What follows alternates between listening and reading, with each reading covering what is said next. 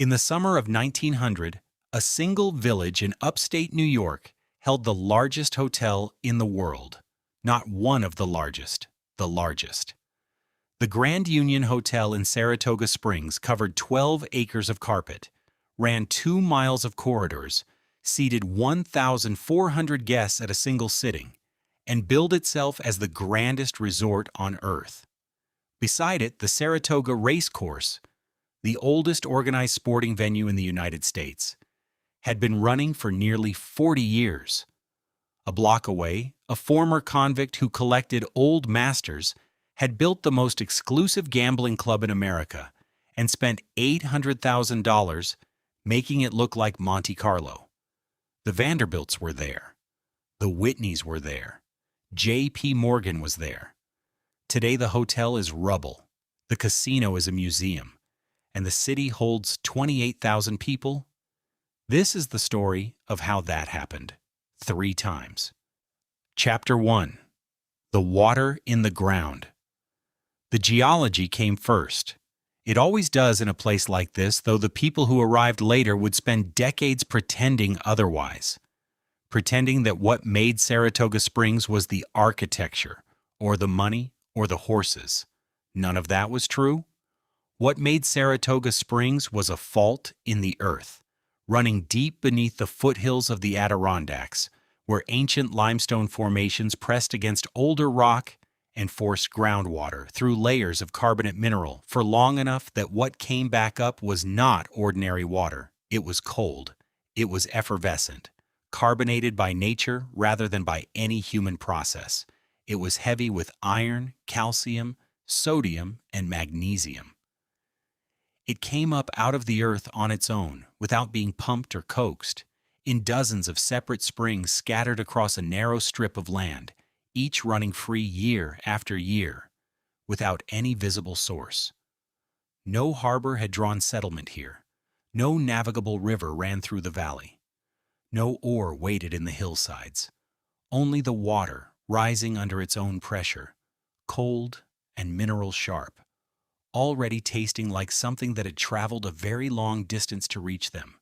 The spring that drew the earliest attention was the one the Mohawk had known for generations before a European settler cut a trail into these foothills.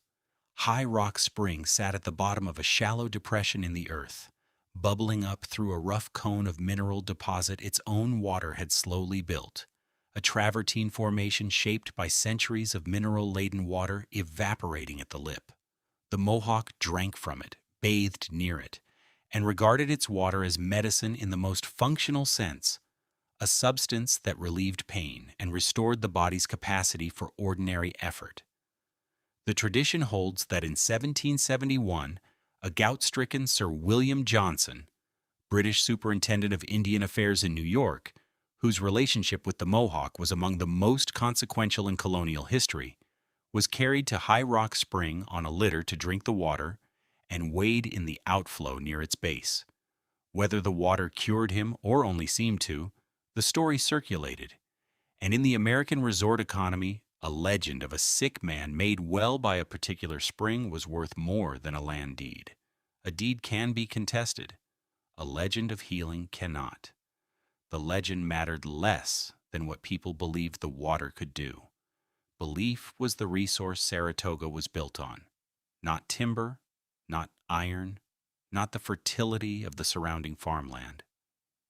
Belief in the curative properties of carbonated mineral water drawn cold from a limestone fault. Health is the oldest human need, and the promise that a specific geography could address it directly, could pull sickness out of a body through the simple act of drinking from a particular spring, required no verification beyond the testimony of someone who had once felt better after drinking. The springs made that promise in the most literal way possible, rising already carbonated, already mineral-rich, already cold in the warmest months. They looked and tasted and felt like medicine. In a century when medicine was otherwise largely guesswork, looking like medicine was sufficient. Keep that image. The water coming up out of the ground on its own, under its own pressure, without being asked. We will come back to it. What Saratoga Springs would become was, in these earliest years, almost entirely invisible. A handful of settler trails wound through the foothills connecting the springs to Hudson Valley settlements to the south. Nothing more. No harbor, no river crossing, no strategic position on any commercial route made this spot inevitable. This one had the water, and the water came with a single promise: that a body in pain could be made whole by drinking what the earth sent up. And that promise would be rebuilt and reframed 3 separate times across the next 2 centuries. Health, then spectacle, then the bet. The first version was the simplest. The Springs had been making that offer long before anyone arrived to accept it. They would be making it long after the men who built fortunes on top of them were gone. The water did not require any of them. It had been coming up for a very long time. Chapter 2: Putnam's Folly. Gideon Putnam was a Massachusetts-born settler who had made his first living in the way that men of limited capital made a living on the frontier: by working the timber. He arrived in the Saratoga foothills in the late 1780s, when the land around the springs held more trees than people, and he cut barrel staves and shingles from what the forest offered and floated them down the Hudson to sell in New York City. It was a trade built on the logic of abundance. Timber was everywhere, the city was hungry for it, and the river connected the two. He was a man moving wood downriver and waiting to see what else was possible. What he found possible by 1802 was a 70-room tavern and boarding house beside Congress Spring. The spring was already drawing visitors. Health seekers who had traveled by stagecoach from the Hudson Valley and beyond, willing to suffer the journey because the water had a reputation that preceded the roads. Putnam understood something none of his neighbors had yet acted on. The visitors needed somewhere to sleep. He built it. The tavern rose on land that had been scrub and clay, and the neighbors who watched it go up used the name that ambitious construction tends to earn in small settlements. They called it Putnam's Folly. 70 rooms beside a spring, in a village that barely existed. It was either vision or recklessness, and from outside in 1802, those two things looked identical. He did not stop there. Putnam laid out Broadway himself and set the street grid around it with the deliberateness of a man who intended the place to grow. Land was reserved for springs, for a church, for a school, for a cemetery, for all the institutions a settlement required if it was going to outlast its founder. He was building a town, not a real estate speculation. Not many men who floated shingles down the Hudson arrived at a foothill spring and immediately started thinking about where the dead would be buried. Putnam did. By 1811, he had begun work on a second hotel, which he intended to call Congress Hall, on the land he had spent a decade shaping. He was 48 years old.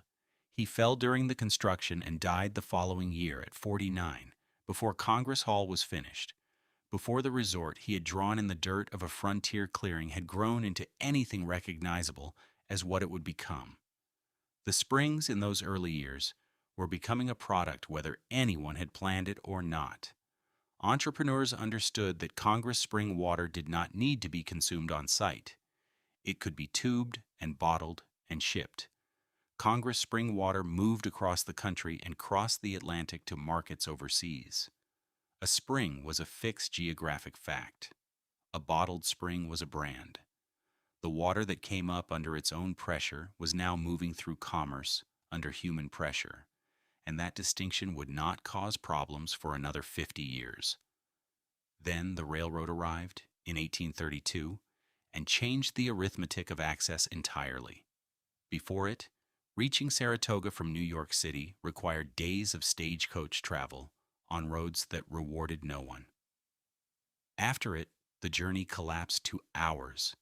A ticket was the new barrier to entry, and a ticket was a different order of obstacle, lower, flatter, something the prosperous classes of the eastern seaboard could clear. The resort economy that had been building slowly for 3 decades accelerated. What arrived in those decades before the Civil War was a particular stratum of American life that had money and the need to be seen spending it. Planters from the South came north for the cooler air. Merchants from New York brought their families for the piazzas and the promenades. They came for the mineral water drunk from long-handled dippers in the early morning, yes, but equally for the chance to occupy the same wooden porch as the people they considered their peers. The waters were the pretext. The social machinery was the purpose. Putnam's original tavern had grown, wing by wing, into a hotel that took the name Union Hall, the central gathering point, the spine around which the resort economy organized itself. Keep that name in mind. Union Hall. We will come back to it. Chapter 3. The Fighter and the Horses. John Morrissey was born in Tipperary in 1831, arrived in America as a child, and grew up in the gangs of Troy, New York, where the currency of every dispute was physical, and the men who lasted were the ones who could absorb punishment and return it. He went west in the gold rush, made money in the mining camps, and returned east with enough capital to enter the prize ring. He became the bare-knuckle heavyweight champion of America. He invested his winnings in gambling houses in New York City, made a second fortune, and in 1861 arrived in Saratoga Springs with a fighter's instinct for a favorable contest. What he found was a resort town full of wealthy men with no organized way to lose money after dinner. He opened a small gambling house and corrected that oversight. The wealthy summer crowd was not particular about the origins of the man who relieved them of their stakes. Morrissey had blood on his knuckles and political connections to Tammany Hall, and none of that disqualified him in a resort where the essential transaction was pleasure purchased at whatever price the market would bear. He understood that the men who came to Saratoga were bored in the specific way that the very rich become bored. Too much comfort, too little risk, nowhere to put the energy that had made them. The gambling house gave them somewhere to put it. In August 1863, Morrissey organized Saratoga's first thoroughbred race meet at the local trotting grounds. August was when the summer crowd was fullest, when the piazzas were packed, and the springs were doing their customary business. The race meet was a single event added to a season already primed for spectacle. It was an instant success. The men who came to Saratoga wanted to watch something beautiful run fast, and they wanted to bet on which beautiful thing would reach the finish first. The following summer, 1864, a new track opened across the road and the occasion became an institution. The first running of the Travers Stakes was won by a colt named Kentucky. The men who backed the enterprise were Cornelius Vanderbilt, Leonard Jerome, John Hunter, and William Travers, whose name the great race still carries. They represented a concentration of American capital with no equal in that decade, and they had chosen to build a racetrack in a resort village in upstate New York. The Saratoga Racecourse would become the oldest organized sporting venue in the United States, a record that did not accumulate by accident, but had to be built, season by season, against every subsequent indifference. What Morrissey understood, and what the backers understood, was that racing and gambling were not separate economies. They were the same economy running on two tracks simultaneously. The races gave the gambling a public face, a legitimate spectacle, a social occasion suitable for families, and the civic pride a resort town required. The casino gave the racing a financial gravity, a reason to stay through the evening rather than leave when the last heat was run. Flush with racing revenue, Morrissey spent $190,000 to build a new establishment beside Congress Park in 1870. He called it the Clubhouse. Not a backroom operation behind a respectable front. Not the kind of place a man slipped into after dark. It was a formal building in a formal garden, designed for gambling that required a jacket and the assumption that every other man at the table was solvent, one of the first true resort casinos in America, a place where fortunes moved between dinner and the following morning's race. The clubhouse stood beside Congress Park as if it had always been there, as if the park required it. Keep that building in mind. It would change hands, change names, and carry an entire era's weight into the next century. Morrissey died in 1878, before the full consequences of what he had built became visible. He had served 2 terms in Congress, the bare-knuckle champion of America, elected to the House of Representatives, which is the kind of fact the 19th century produced with a frequency that strains credibility. He left behind a racetrack, a casino, and a summer economy reorganized around the institutions he had built in less than 2 decades. The town had found its second purpose. Chapter 4. The largest hotels in the world. Union Hall had been growing since before Gideon Putnam died. Wing by wing, season by season, it had absorbed the ambitions of every new owner who understood that in Saratoga Springs, the essential commerce was not the water or the races, but the spectacle of the wealthy gathered in one place, confirming by their presence that this address still meant something. By the 1870s, the hotel had outgrown its name. What replaced it?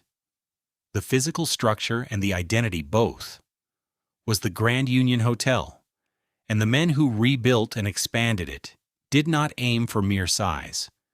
They aimed to settle a question before anyone thought to ask it. The Grand Union was billed as the largest hotel in the world, and the claim, made with a directness that the Gilded Age carried off better than any subsequent era, was not seriously contested. More than 1,000 rooms, 2 miles of corridors connecting them, an acre of marble laid in its public spaces, a dining room that seated 1,400 guests at a single sitting.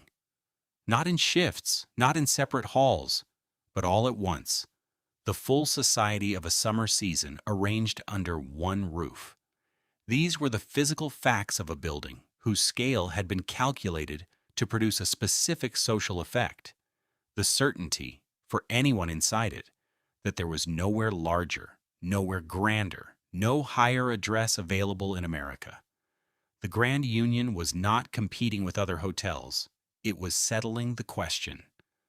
The United States Hotel rose on Broadway to answer it. Not 1,000 rooms. 768, arranged around a private 3-acre park enclosed within its own walls, a garden owned entirely by the hotel and accessible to no one it had not admitted. Congress Hall stood alongside both.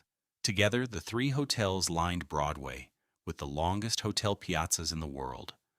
Covered porches, stretching along the street for distances that required an effort of will to walk end to end, broad enough for chairs and small tables and the full business of being seen. On those porches, across those miles of wooden floor, the summer held court. The Vanderbilts came, the Goulds came, the Rockefellers came. The same names that appeared on the steel empires and the railroad schedules and the banking houses reorganizing the American economy at a speed without precedent. In New York, they conducted business. In Saratoga, they rested, or performed resting, which amounts to the same thing when a man of sufficient wealth checks into a hotel and the staff quietly notes the name. A summer address in Saratoga had become a statement of arrival.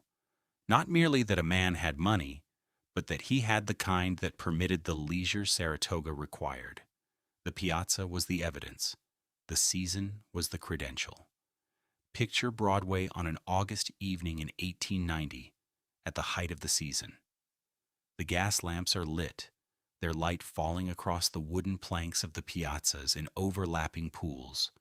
The chairs are occupied, silk and summer linen, fans moving against the heat that holds in the valley after dark.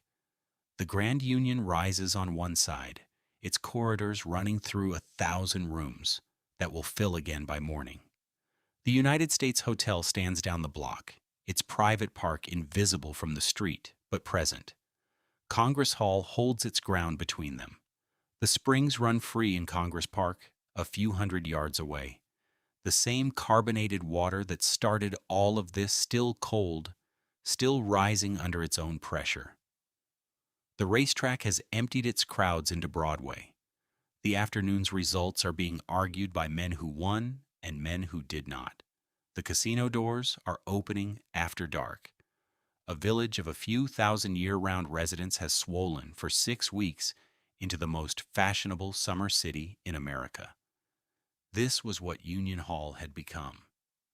Not a tavern at a spring, not the 70-room boarding house that neighbors called Putnam's Folly, but the largest hotel in the world, surrounded by the second and third largest, all of them full in August, with people whose names moved markets in New York and whose presence in Saratoga confirmed, by the simple arithmetic of where they had chosen to be, that no other address in America would do. Chapter 5. The American Monte Carlo. That building, the clubhouse John Morrissey raised beside Congress Park in 1870 for $190,000, did not stand still after his death. It passed between owners, held its ground through the seasons, and waited for the man who would understand what it could become. In 1894 he arrived. His name was Richard Canfield. By formal record, he was a former convict who had served time in a Providence jail for running an illegal gambling operation. He had used the interval productively, reading, studying painting, emerging with a taste for Whistler, and a conviction that the most lucrative gambling in America would not be found in back rooms, but in rooms that looked like the great houses of Europe. He was called the Prince of Gamblers. He paid $250,000 for Morrissey's building, and that was only the beginning. The $800,000 that followed went into the building and into the grounds of Congress Park itself. The interior was fitted with materials that required ocean crossings to acquire: the carpets, the paneling, the imported furnishings, the kitchen purchased to a standard that no private club in the United States had previously established. The grounds were landscaped to a European formality, walks and lawns maintained with a precision that made the setting feel, to anyone who had visited the great continental resorts, not like an imitation, but like a rival. When the work was finished, the name that attached itself to Saratoga in the newspapers was not a boast. It was a comparison. The American Monte Carlo. The names at Canfield's tables require a catalog. The Whitneys came. The Vanderbilts came. J.P. Morgan sat at those tables. Diamond Jim Brady, who had turned conspicuous appetite into a form of celebrity, was a regular. John Bet-A-Million Gates, who had made his fortune in barbed wire and spent his evenings demonstrating that no wager was too large, was another. Gates moved through Saratoga alongside the actress Lillian Russell, whose presence at any occasion confirmed the occasion was serious. Florence Ziegfeld passed through the same rooms. This was not a casino that received famous guests. It was the room those guests chose above all other rooms. That is a different thing entirely. The rhythm of the season held everything together with a consistency that made a week at Saratoga acquire the structure of a rite. The mineral springs in the morning, the cold, effervescent water drawn from Congress Spring before breakfast, the races in the afternoon, society gathering along the rail, the casino after dark, Canfield's rooms opening when the track had emptied, the company reassembled in different clothes. 3 movements, a single day, repeated through 6 weeks of August. Money moved through Saratoga at a speed that had no equal anywhere in the country. For those weeks, no city in America concentrated more wealth per acre in more active circulation than this village of a few thousand year-round residents, swollen by the season into something that bore no relationship to what it was in October.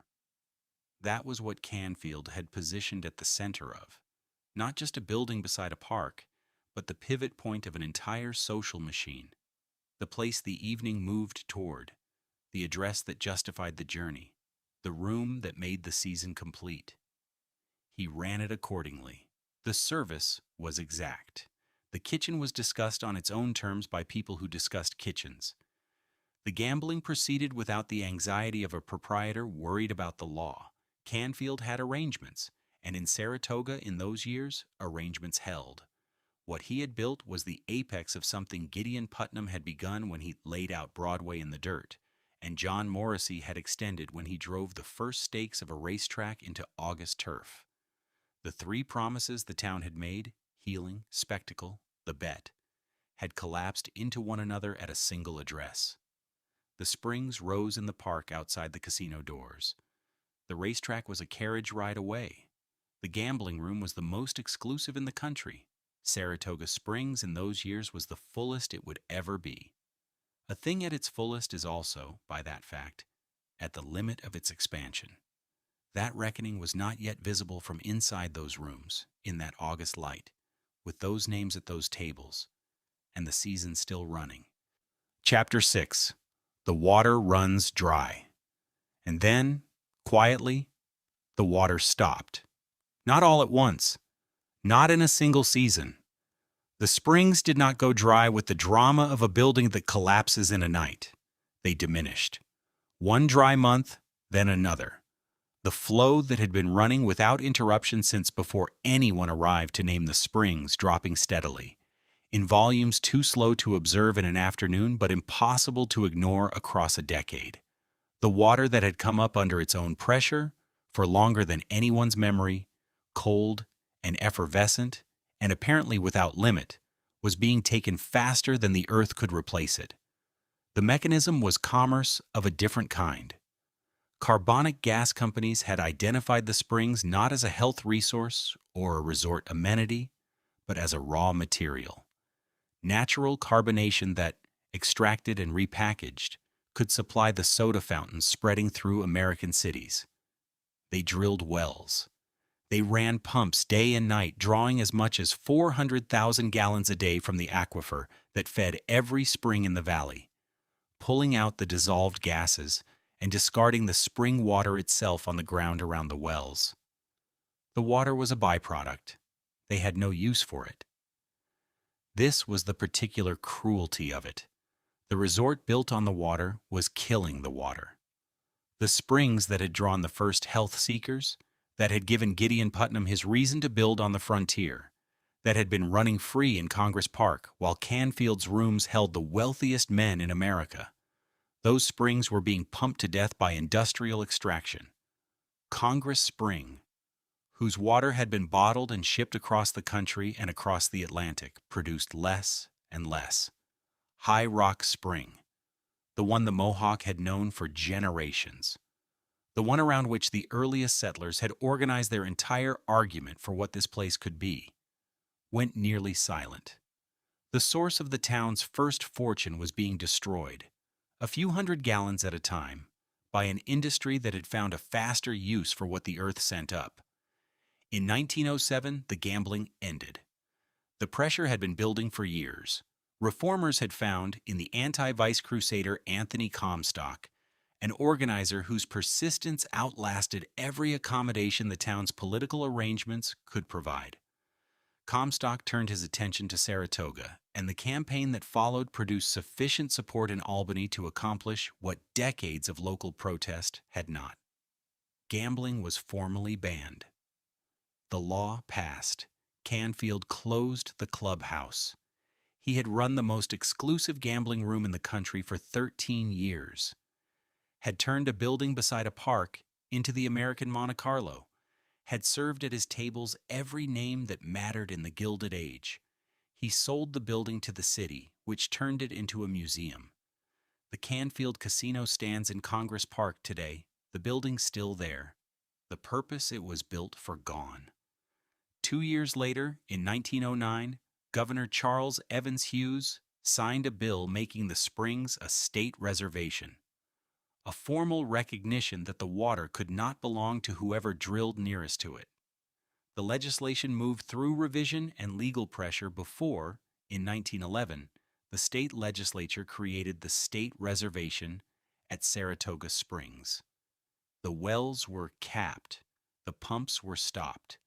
For the first time, the water was protected as public property, not a resource to be bottled and shipped, not raw material for the soda trade, but a commons belonging to no one in particular and therefore to everyone. The flow returned slowly as the aquifer recovered.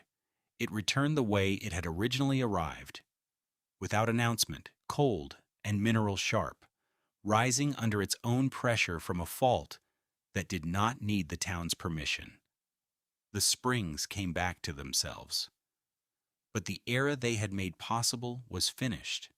The gambling was gone. The Gilded Age crowd that had organized 6 weeks of August around the waters in the morning, the races in the afternoon, and Canfield's rooms after dark would not find that arrangement available the following summer. The racetrack remained. The water was saved. Everything else, the open casino, the health resort economy, the particular glamour of that address, was over. The springs ran cold and free in Congress Park. The crowds did not come back the same way. Chapter 7. The Lake Houses. The state did not leave the springs to recover on their own. In the 1930s, with federal relief money moving through New York and the Depression pressing on every public institution, the state committed to rebuilding the spa on a different foundation entirely. Not a private resort, not a Gilded Age amenity available to whoever could afford the season, but a public health destination open to anyone who arrived with the intention of using it. The Lincoln Baths went up. The Roosevelt Baths went up. The Hall of Springs rose at the center of what became Saratoga Spa State Park, a drink hall where the mineral water came out of formal dispensing fixtures and cost nothing. The Roosevelt Baths opened in 1935, a century and a half after Gideon Putnam's neighbors called his first boarding house a folly.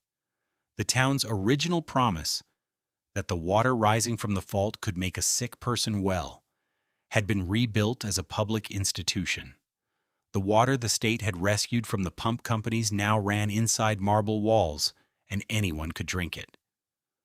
That was the official city. The other one had been running since 1919. Gambling had not left Saratoga when the 1907 ban ended Canfield's operation.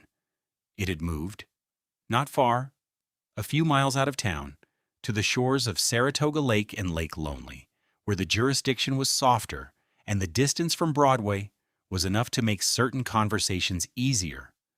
The arrangement followed a logic that Saratoga had always understood. What the town proper could not hold openly, the edges of the town could hold quietly. Enter Arnold Rothstein. Rothstein was a New York gambler whose name had been attached earlier that same year to the fixing of the 1919 World Series. The accusation never proven in court, the suspicion never fully removed. In 1919, he opened the Brook near Saratoga, the first modern carpet joint in the area. Fine dining, illegal liquor, tables running through the night at stakes calibrated to the men who summered in the county. The Brook was not a saloon. It was a club, in the sense that Canfield's operation had been a club, a place where the transaction was dressed in linen and conducted without apology. He provided that room, and the room filled. Through the 1920s and into the 1930s, the operation around the lakes expanded into something that required a catalog to describe. 6 houses made the constellation: the Arrowhead Inn, Riley's Lake House, the Piping Rock Club, Newman's Lake House, the Meadow Brook, and Smith's Interlaken. Each one ran casino floors through the August season.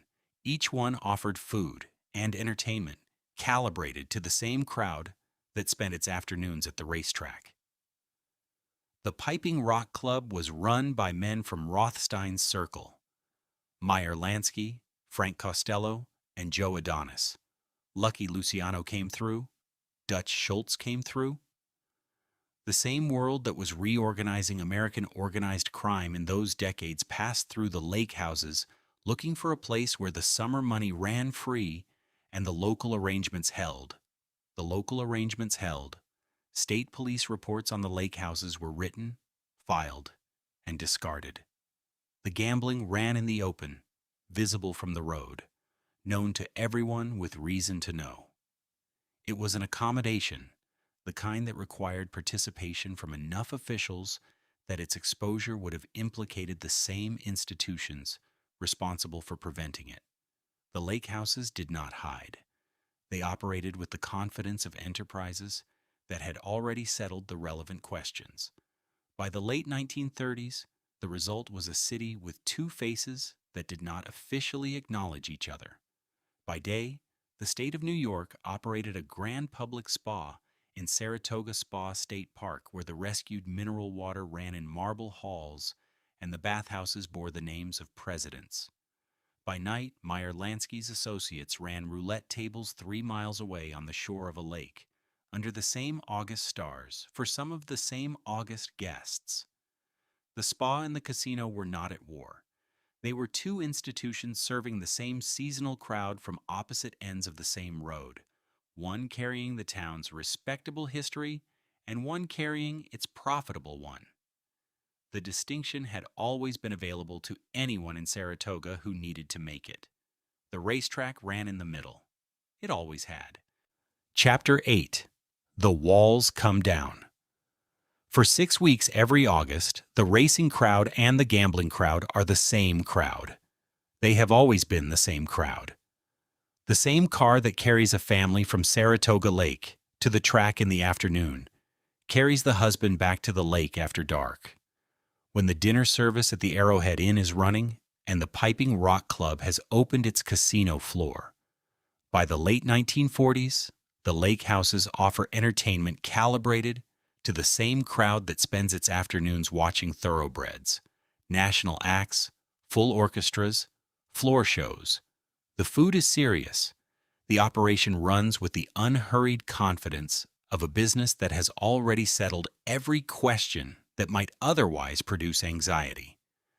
The question that might most obviously produce anxiety is the legal one. The gambling is illegal. It has been illegal since 1907. State police know the addresses, write the reports, and file them. The reports do not advance. They are not acted on, not forwarded, not used to initiate the proceedings that would logically follow their contents. The protection that surrounds the lake houses is not the passive protection of officials who have chosen not to look.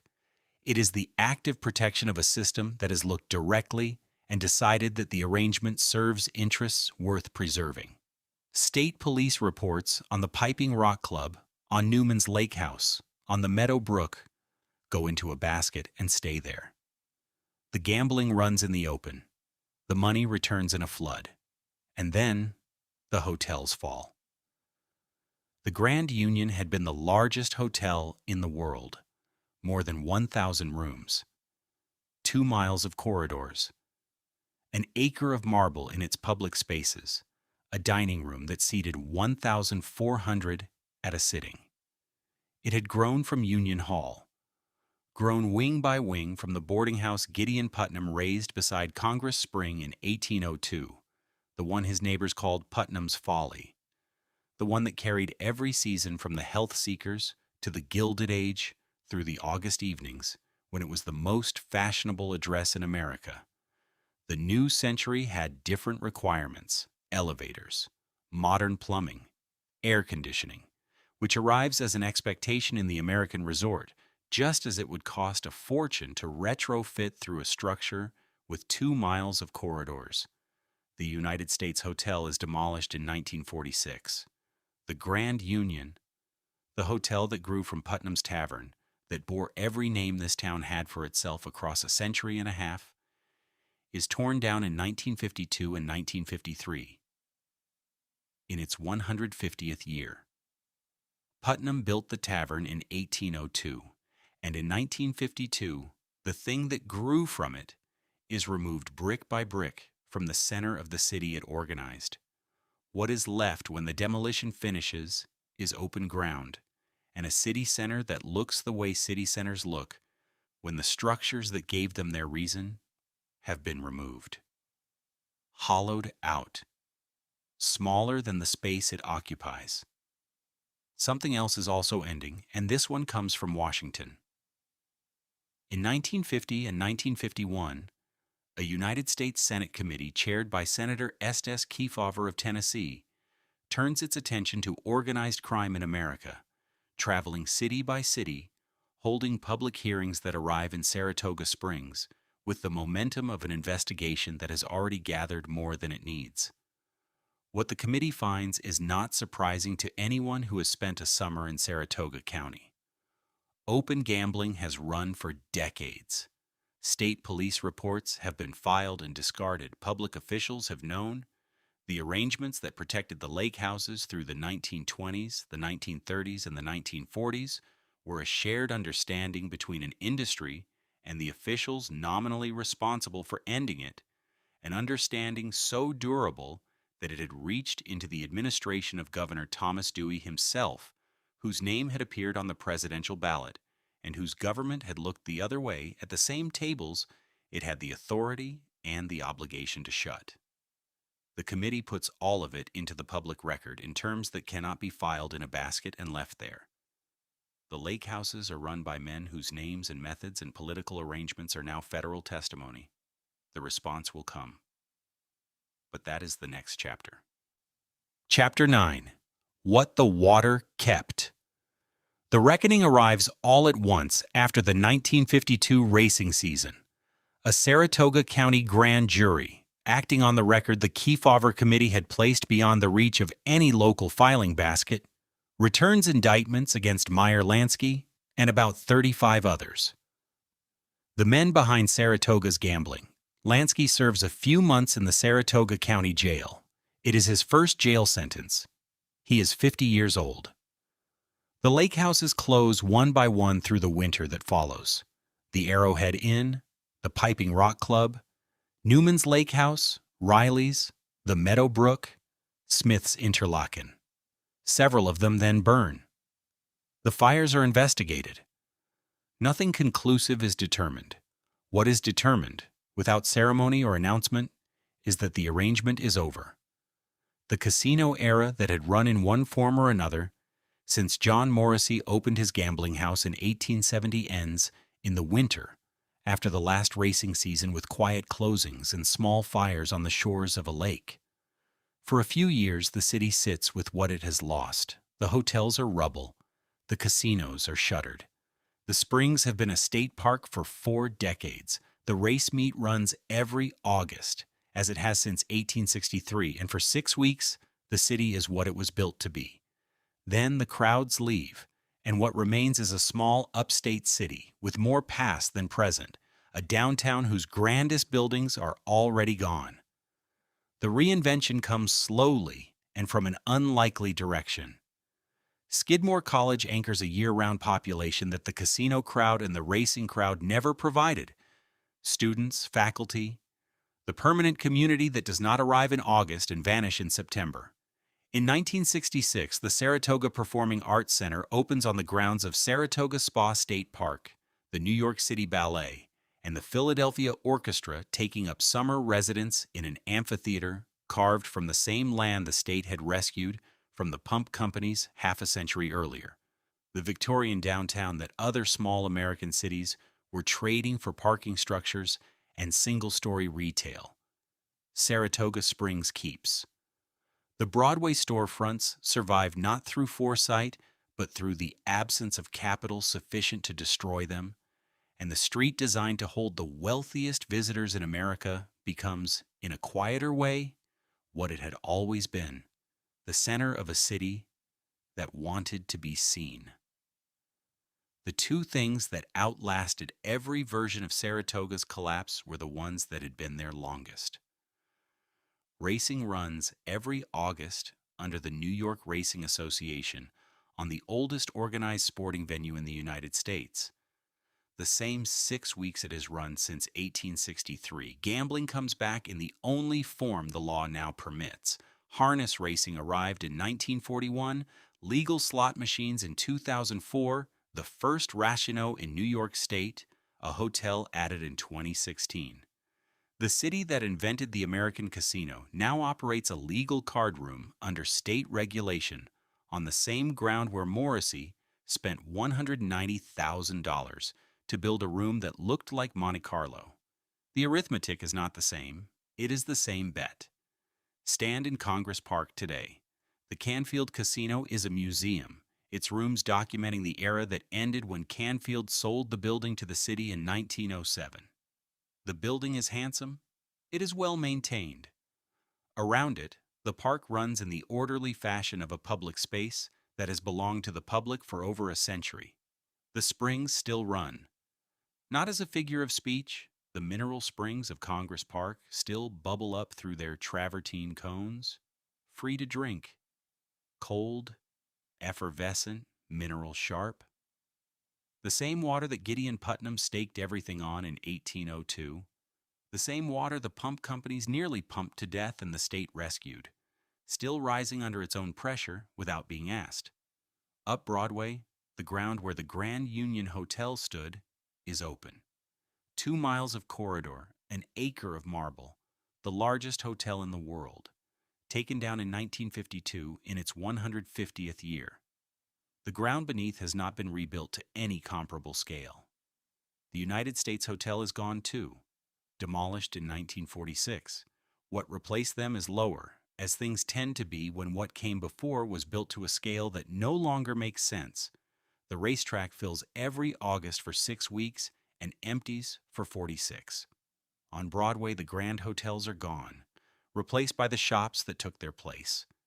Permanent, year-round, serving the people who actually live here rather than the ones who arrive in August. A town invented 3 times over, for its water, for its spectacle, and for the bet, survives as the quiet thing it never set out to be. A small city around a racetrack and a spring. In Congress Park, the water still comes up out of the ground, cold, on its own, the same as always.